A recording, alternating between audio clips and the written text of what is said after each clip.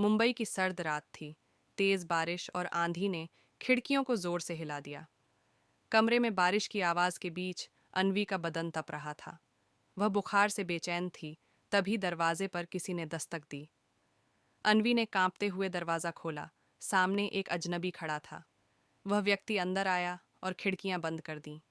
उसके कोट से आ रही हल्की खुशबू ने अन्वी को अजीब सा सुकून दिया। उसने खुद को संभालते हुए पूछा, आप कौन हैं? मैं आदित्य हूँ, उसने जवाब दिया। मैंने खिड़की से देखा, आप असहज लग रही थीं, तो मदद के लिए आ गया। अन्वी कुछ देर उसे देखती रही। बारिश तेज हो चुकी थी और आदित्य ने उसके करीब आकर पूछा, आप ठीक हैं? अन्वी ने बस सिर हिला दिया, लेकिन जैसे ही बिजली चमकी, वह अचानक आदित्य से लिपट गई। उस रात दोनों के बीच कुछ ऐसा हुआ जो अन्वी के जीवन में कभी नहीं हुआ था। आदित्य ने उसे सहारा दिया, लेकिन अन्वी के भीतर अजीब सी बेचैनी थी।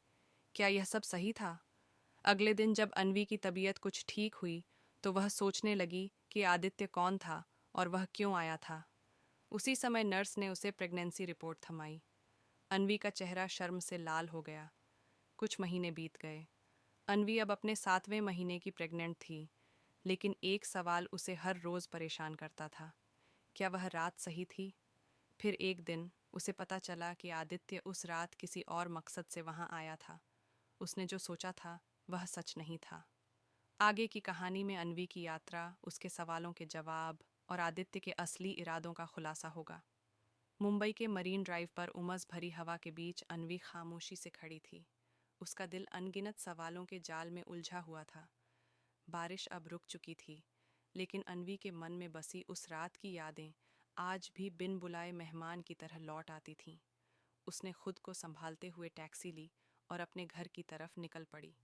घर पहुंचने पर उसने सोचा कि उसे आदित्य से संपर्क करना चाहिए, मगर फिर ख्याल आया, क्या वह सचमुच उसे ढूंढना चाहती थी? क्या वह जानती थी कि आदित्य कौन है? उसकी जिंदगी अब पहले जैसी नहीं रही। प्रेगनेंसी के 7वें महीने में वह इस नए जीवन के लिए जिम्मेदारी महसूस कर रही थी, लेकिन अतीत के सवाल और वह रात उसकी शांति को लगातार भंग कर रहे थे। अन्वी ने अपने दोस्त ईशान से संपर्क किया। ईशान हमेशा से उसका विश्वास पात्र था। उसने ईशान को अपनी सारी कहानी बताई, उस रात से लेकर अब तक की हर बात। क्या तुमने आदित्य को कभी दोबारा देखा? ईशान ने पूछा। नहीं, अन्वी ने कहा, लेकिन मुझे उसकी खुशबू और उसकी आंखें आज भी याद हैं। ईशान ने सुझाव दिया, शायद हमें यह जानने की कोशिश करनी चाहिए कि वह कौन था। क्या तुमने पुलिस में रिपोर्ट दर्ज की? नहीं, अन्वी ने धीरे से कहा। मैंने सोचा सब कुछ भूल जाना बेहतर होगा, लेकिन अब इस बच्चे के साथ मैं खुद को झूठ नहीं बोल सकती। ईशान ने अपनी कुछ जान पहचान का इस्तेमाल करते हुए आदित्य के बारे में जानकारी जुटाने की कोशिश की। एक हफ्ते की तलाश के बाद उन्हें पता चला कि आदित्य एक सफल बिजनेसमैन है, लेकिन वह अपनी पहचान को लेकर काफी रहस्यमयी है। ईशान ने अन्वी से कहा, आदित्य को ट्रैक करना आसान नहीं है। वह बहुत कम लोगों से मिलता है और उसकी निजी जिंदगी के बारे में किसी को कुछ नहीं पता। लेकिन मैं जानता हूँ कि वह अगले हफ्ते एक चैरिटी इवेंट में शामिल होने वाला है। शायद हमें वहाँ जाना चाहिए। चैरिटी इवेंट के दिन अन्वी ने हल्के रंग की ड्रेस पहनी और ईशान के साथ वहाँ पहुंची। इवेंट की चकाचौंध और लोगों की भीड़ के बीच उसका दिल जोर जोर से धड़क रहा था। कुछ देर बाद अन्वी ने उसे देखा। आदित्य वहाँ था, भीड़ से अलग, शांत और आत्मविश्वास से भरा हुआ। उसकी आंखें अब भी वैसी ही थीं, जो अन्वी को उस रात की याद दिला रही थीं। अन्वी ने साहस जुटाकर आदित्य के पास जाने का फैसला किया। आदित्य, उसने धीमे स्वर में कहा। आदित्य ने उसकी तरफ देखा और कुछ पल के लिए दोनों के बीच खामोशी छा गई। तुम मुझे जानते हो? उसने आश्चर्य से पूछा।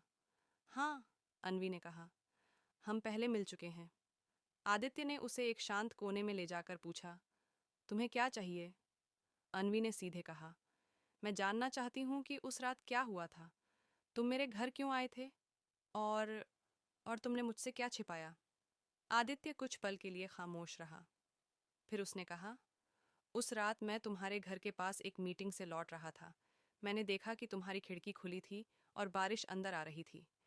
मुझे लगा कि कोई परेशानी है, इसलिए मैं अंदर गया। लेकिन लेकिन क्या? अन्वी ने जल्दी से पूछा। उस रात कुछ हुआ था जिसे मैं भी भूल नहीं सकता, आदित्य ने धीरे से कहा। आदित्य ने अन्वी को बताया कि उस रात वह नशे में था। वह केवल मदद करने के इरादे से अंदर गया था, लेकिन हालात ने दोनों को उस रात एक अजीब मोड़ पर ला खड़ा किया। मैंने कभी नहीं सोचा था कि ऐसा होगा, आदित्य ने कहा। और अगले दिन जब मैं होश में आया तो मैं वहां से चला गया। मुझे लगा शायद इसे यहीं खत्म करना बेहतर होगा। अन्वी के लिए यह सुनना आसान नहीं था। उसके मन में गुस्सा, दुहक और निराशा का सैलाब उमड़ पड़ा। तुमने मेरी जिंदगी बदल दी और फिर ऐसे ही चले गए, उसने रोष में कहा।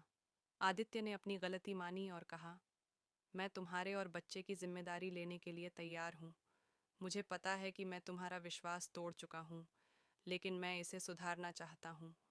अन्वी ने कुछ देर सोचा।